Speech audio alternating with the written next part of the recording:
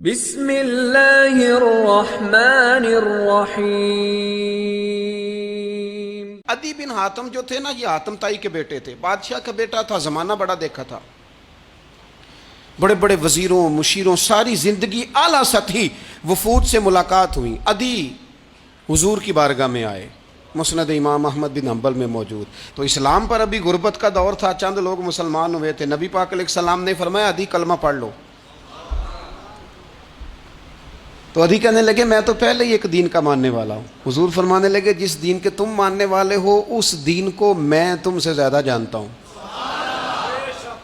حضور فرمانے لگے جس دین کے تم ماننے والے ہو اس میں کیا یہ لکھا ہے کہ مال غنیمت کا چوتھا حصہ کھا جاؤ؟ کہنے لگے نہیں۔ تو فرمایا کھا کیوں جاتے ہو؟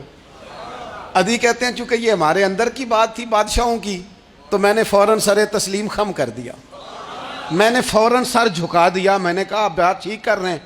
حضور فرمانے لگے اب اگلی بات بھی کروں یا رسول اللہ فرمائیے؟ فرمایا پتہ ہے تم دین کیوں نہیں قبول کر رہے؟ یہ بھی مجھے پتہ ہے۔ یا رسول اللہ کیوں؟ فرمایا تم دیکھتے ہو کہ دین کے ماننے والے غریب غریب لوگ ہیں، تم دیکھتے ہو کہ ابھی یہ کمزور ہیں، تم دیکھتے ہو کہ مکے والوں نے مدینہ طیبہ سے پریشان کر کے مسلمانوں کو نکال دیا ہے، یہ غریبی دیکھ کر بظاہر اسلام کی کمزوری دیکھ کر تم کلمہ نہیں پڑھ رہے؟ حضور فرمانے لگے عدی مقام حرا کا نام سنا ہے؟ بڑی دور تھا علاقہ، وہ مقام حرا کا نام سنا ہے؟ عدی کہنے لگے حضور سنا ہے پر وہ جگہ دیکھی نہیں۔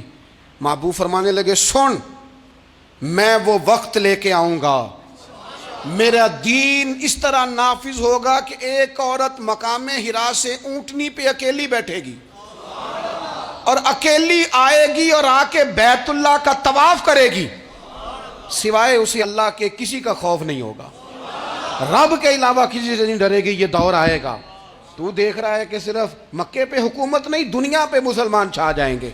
اور حضور فرمانے لگے کسرا کا نام سنا ہے؟ کہا حضور وہ تو بظاہر اس وقت بڑا تگڑا بادشاہ ہے۔ فرمایا اس کے علاقے بھی فتح ہوں گے، وہ خزانے مسلمانوں کے پاس آئیں گے۔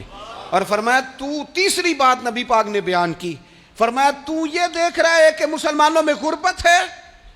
فرمایا عدی ایک وقت آئے گا لوگ دینے کے لیے نکلیں گے پر انہیں لینے والا کوئی نہیں ملے گا۔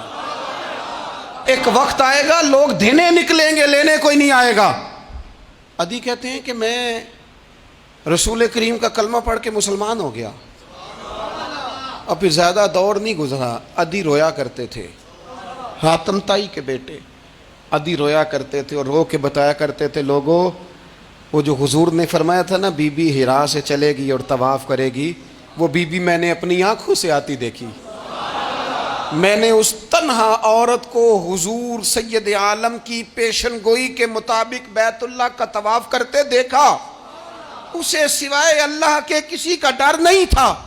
اور عدی کہنے لگے وہ جو حضور نے فرمایا تھا نا کہ کسرا کے خزانے فتح ہوں گے، فرمایا وہ جب فتح ہو رہی تھی تو میں خود اس جنگ میں شریک تھا، مجھے اللہ نے موقع دیا، میں مجاہدوں میں شامل تھا۔ اور فرمانے لگے تیسری پیشن گوئی رہ گئی ہے، مجھے امید ہے وہ بھی پوری ہوگی۔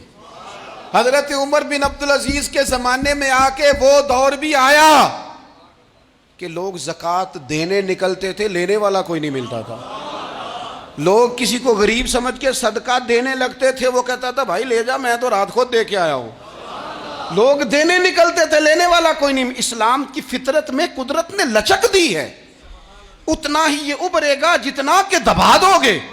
یہ مولویوں کی وجہ سے، پیروں کی وجہ سے، سیاستدانوں کی وجہ سے نہیں چھائے گا۔ یہ کیوں چھائے گا کہ ارسل رسولہ بالہدی ودین الحق، یہ اس لیے چھائے گا کہ اللہ نے بھیجا ہی حق کے ساتھ ہے، یہ آیا حق کے ساتھ ہے، لہذا چھا جائے۔